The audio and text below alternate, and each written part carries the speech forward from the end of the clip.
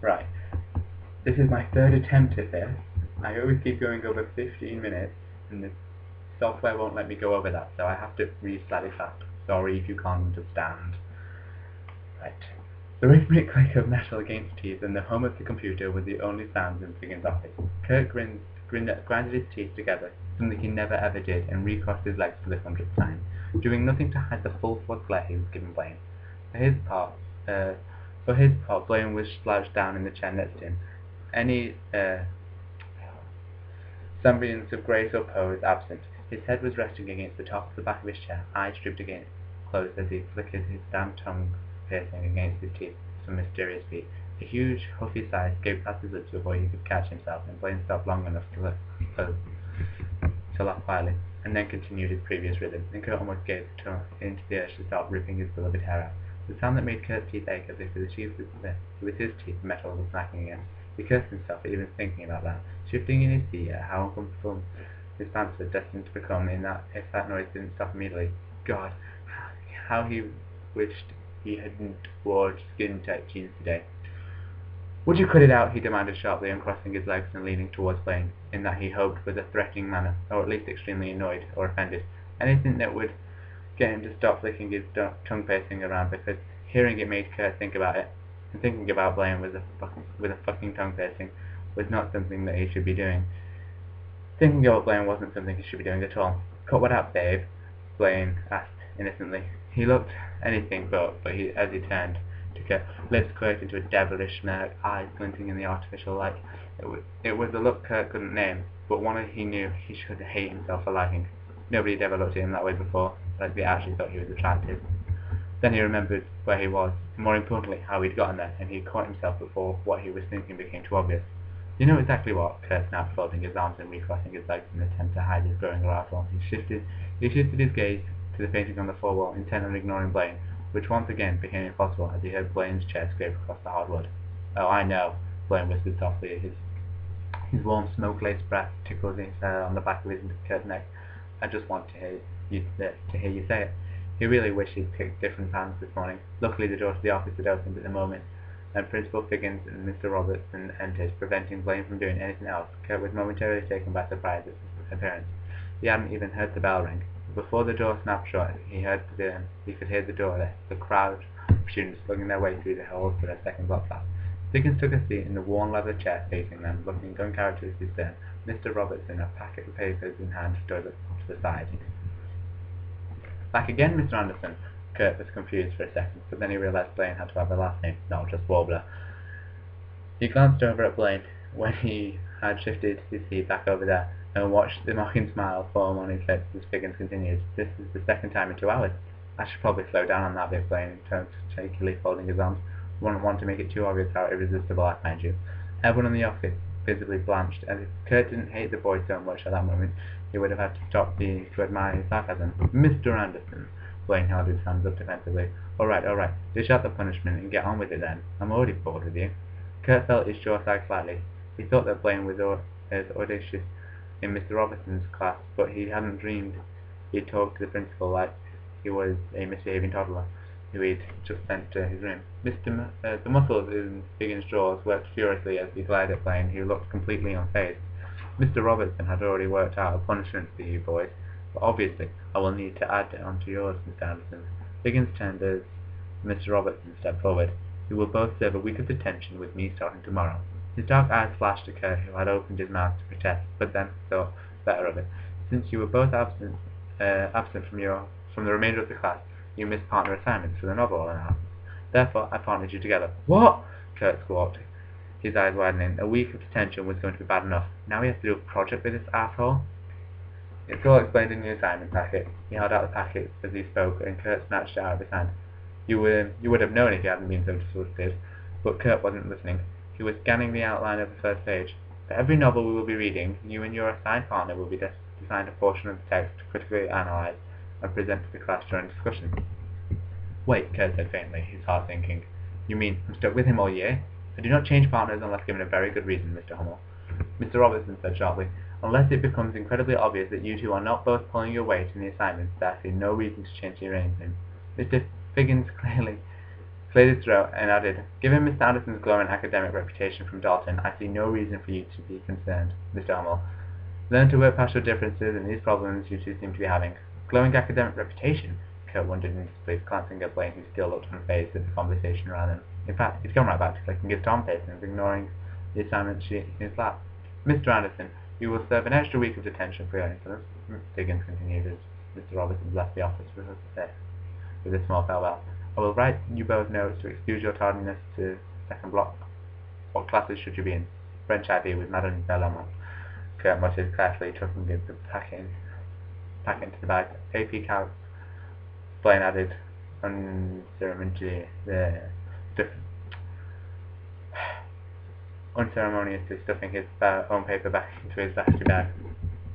Diggins handed Kurt a short note and looked at Blaine. "AB with Miss Gates, BC with Jenkins," Blaine corrected, throwing Kurt a roguish wink. Lips twisted in a snarl, Kurt stalked out of the office and headed upstairs, trying to ignore how flushed his face was and hoping Blaine hadn't seen it all before he'd left.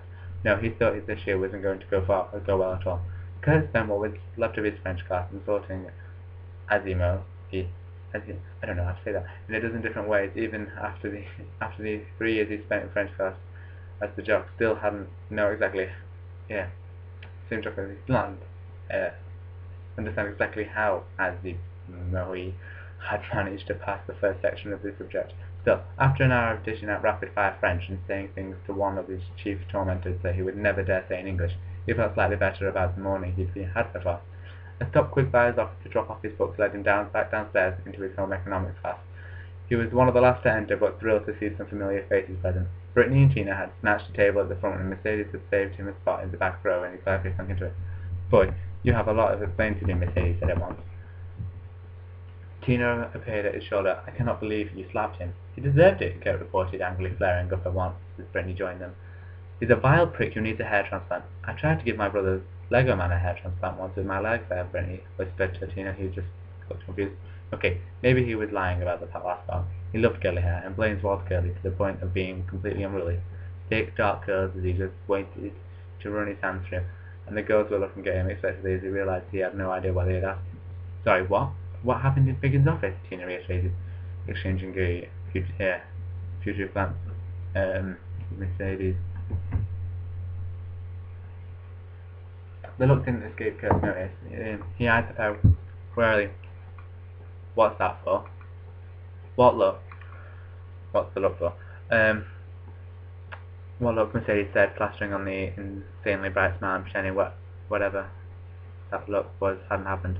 "How much trouble did you get into?" "We could attend to him, Mr. Robertson." He paused, the girls looked with him.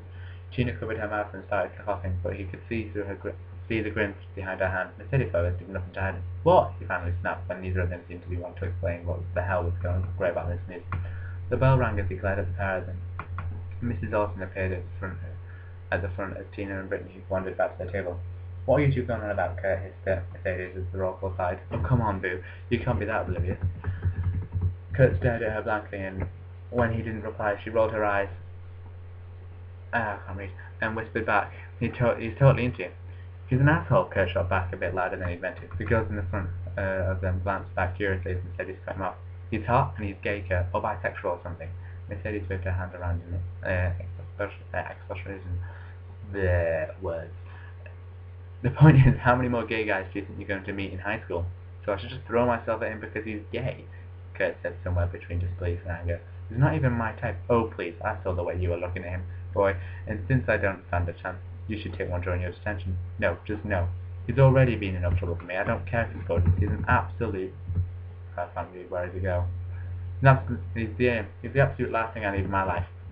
He glared furiously at her and turned back towards the front. Privately, he knew Mercedes was at least partly right. Someone would be undoubtedly trying to make a move during their detention, and Kurt honestly didn't know if he was looking forward to it.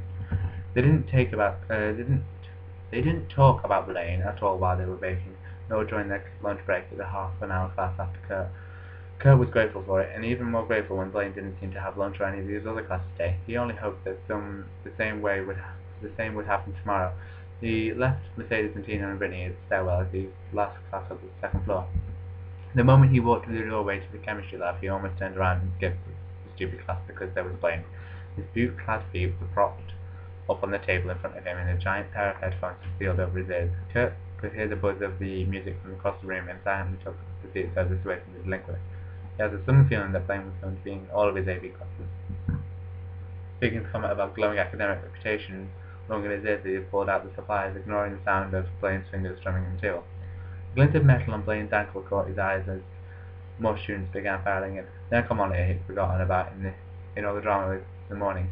Now that he'd remembered, he couldn't help but wonder just what Blaine had done to get it slapped on. But his eyes had lingered up too long. Blaine's feet dropped off the table as he turned to Kurt, blowing up his signal. "See something you like, Hummel?" He could feel the heat raising to his cheeks, but he wasn't going to let Blaine keep getting the better of him. Several of his classmates had turned to watch. Judging by the whispers, Kurt knew the incident from English had already spread like wildfire. "Just admiring your gaudy jewellery, Anderson," Kurt snapped, glaring at every one of those pearly white teeth. "It's reassuring to be someone's keeping you on a short leash." The smile on Blaine's face had to be frozen. It didn't widen or shrink or flicker in any way. It was so unnerving to Kurt. Everything about Blaine was unnerving. He managed to get under Kurt's skin in a way no one else had ever done. Mrs. Mentor entered with the bell, and only when she called for everyone's attention did Blaine finally look away. His smile was lingering on his handsome face. A thrill that Kurt had been trying to suppress shot down his spine and squirmed at his philosophy. Why couldn't it have been anyone else that he decided to be an asshole to pursue him with those soundless flies? He could have denied them easily with a witty remark or a snarky look, but for some reason he couldn't slap them. He couldn't do that with Blaine. It was starting to piss him off more than the actual boy was. There was a call to partner up for the lab, and fortunately the girl next to him agreed to work with him. It was only when everyone had shuffled off to the lab station that Kurt realized there was an odd number, and even more importantly that Blaine was the odd man out. He hadn't budged from his seat, and Mrs. Mentor noticed as she headed towards the back where the stations were set up. "Oh, we seem to have an odd number, guys. Who wants to be a trio?" Nobody spoke. It was like the silence that had followed his slap this morning. Only for some reason it made him feel a lot worse. Blaine rose from his desk, and everyone shrunk back in obvious alarm. Clearly expecting some form of aggression from the smoke. The reaction would have made Kurt flinch at the very least, but Blaine's expression was impassive. "I prefer to work alone, actually," Blaine intoned slightly, snatching the lab sheet from her shocked hand and settling it in the only empty lab station. "Are you sure?" She stopped at the dark look as he shot her. Looking as flustered as Kurt usually felt under his gaze. "Right, class, welcome to AB Chemistry 2. I had most of you for the first section of chemistry, so you know the drill for labs. Wear your goggles, and for this one, and answer the questions in your lab notebooks. Here are the directions." As she went up and down to each group handing out the sheets, Kurt saw that Blaine was already way ahead of the rest of them and not wearing the protective goggles like they'd been told. Mrs. Mentor seemed hesitant to approach him again and instead called, "Everyone make sure your goggles are on," before making her rounds to help them with the lab. Blaine ignored her. Kurt knew he would be focused on his own lab, but he couldn't help but watch the delinquent. Blaine was flying through this like he'd done it a million times before. At least the glowing academic reputation made sense to him now, even if his obnoxious attitude didn't. After half an hour of progress, Kurt was glad to see that they were halfway through the lab and ahead of everyone else, except Blaine, who had finished, and pulling a cigarette out of his back pocket with a swift movement, he stuck the tip into the still-lit Bunsen burner and brought it to his lips. "Mr. Anderson, put that out at once." The entire class spun round to watch Mrs. Munter snatch the smoking cigarette from her hands and put it out in the sink. There is no smoke on the school grounds, and especially not inside a classroom. "Principal's office, right now." With a roll of his eyes and the accompanying sigh, Blaine shouldered his bag, thrust his finished lab report at her, and walked out. Somehow, Kurt seriously doubted Blaine would actually end up where he was being sent. End of attempt number 3. It's finished. I'm going to stop this now before it says it's only 15 minutes, when it's not.